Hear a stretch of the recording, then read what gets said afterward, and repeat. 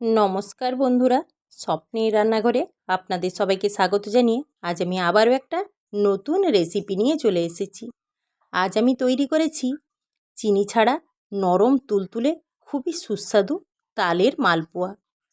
তালের মালপোয়াটা এতটাই নরম আর এতটাই তুলতুলে আর এতটাই দুর্দান্ত স্বাদের হয়, এটাকে তৈরি করলে তবেই বোঝা যাবে। একটা মালপোয়া দেখলেই বোঝা যাচ্ছে যে কতটা নরম আর তুলতুলে হয়েছে।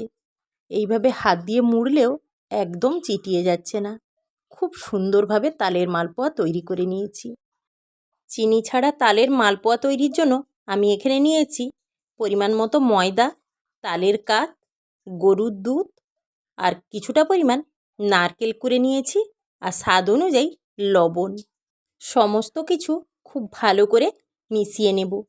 মেশানোর সময় খেয়াল রাখতে হবে এতে কিন্তু জল দেওয়া যাবে না।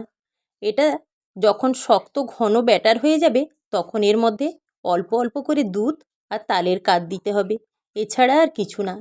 দিলেই স্বাদটা খুব সুন্দর থাকে। মিষ্টি ছাড়া যারা জিনিস খান তাদের মনেই হবে না যে এটা স্বাদের কোনো তফাৎ হয়েছে। এটাতে এমনিতে তালের কাত আছে আর তালগুলো পাকলে খুবই মিষ্টি হয়, আর সেই অনুযায়ী আমি তালের কাতটা মিশিয়ে নিয়েছি। বেশ কিছুক্ষণ গুলে নেওয়ার পর দেখে নেওয়া যাক ব্যাটারের ঘনত্বটা কেমন হয়েছে। ঠিক এইভাবে পাতলা হলেই ব্যাটারের ঘনত্বটা দিলেই কিন্তু নরম তুলতুলে আর পাতলা হবে। ঠিক এইভাবে গুলে নেওয়ার পর এবার মালপোয়া তৈরির পালা। মালপোয়া তৈরির জন্য গ্যাস অন করে আমি একটা তাওয়া বসিয়ে নিলাম। তাওয়াটা কিন্তু খুব ভালো করে গরম হওয়া চাই। খুব ভালো করে গরম হয়ে গেলে এবার আমি এতে দিয়ে দেব খুব সামান্য পরিমাণে একটু সাদা তেল। তেলটা দেওয়ার পর খুব ভালো করে নাড়াচাড়া করে একবার তেলটা ঠিক এইভাবে মেলে নেব। এবার দিয়ে দিলাম পরিমাণ মতো ব্যাটার। ব্যাটারটা দিয়ে খুন্তি দিয়ে ঠিক এইভাবে আস্তে আস্তে করে মেলতে হবে। যতটা সম্ভব পাতলা করা যায় সেই মতোই পাতলা করতে হবে। গ্যাসের ফ্লেম কিন্তু এখন একদমই কমানো আছে। এইভাবে মেলে নিলে পাতলাটা অনেকটাই হয়। কিছুটা সময় অপেক্ষা করে এইভাবে আগে চারিদিকটা খুন্তি দিয়ে তুলে নিতে হবে। তারপর এইভাবে উল্টে দিয়ে এপিঠ ওপিঠ ভেজে নিতে হবে। দিলেই খুব সুন্দরভাবে তৈরি হবে। একটা পিঠ হয়ে যাওয়ার পর আবার একটা পিঠ এইভাবে অপেক্ষা করেই তুলে নিতে হবে। একইভাবে আবারও আমি দিয়ে দিলাম তাওয়ায় অল্প কিছুটা সাদা তেল। সাদা তেল দিয়ে আবারও খুন্তি দিয়ে এইভাবে আগে তেলটা মেলে নিতে হবে। তারপর পরিমাণ মতো ব্যাটার দিয়ে সেই খুন্তি দিয়েই আবারও খুব সুন্দর করে পাতলা করে চারিদিকটা সমান করে দিতে হবে।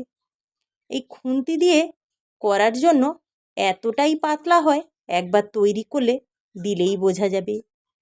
আর এই মালপোয়াটা তোলার সময় যদি মনে হয় চিটিয়ে যাচ্ছে বা অসুবিধে হচ্ছে, তখন এতে এই ব্যাটারের মধ্যে 2 চামচ সুজি মিশিয়ে দিলেই খুব সুন্দরভাবে উঠে যাবে। মালপোয়াগুলো তৈরির সময় গ্যাসের ফ্লেম এই সময় মিডিয়ামে রেখেছি।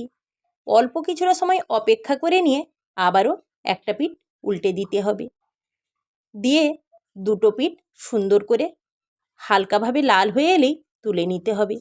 যারা চিনি ছাড়া এই মালপোয়াটা একবার তৈরি করে খেয়ে দেখবেন তারাই বুঝতে পারবেন যেটা কতটাই সুস্বাদু হয়েছে আর কতটাই লোভনীয় হয়েছে।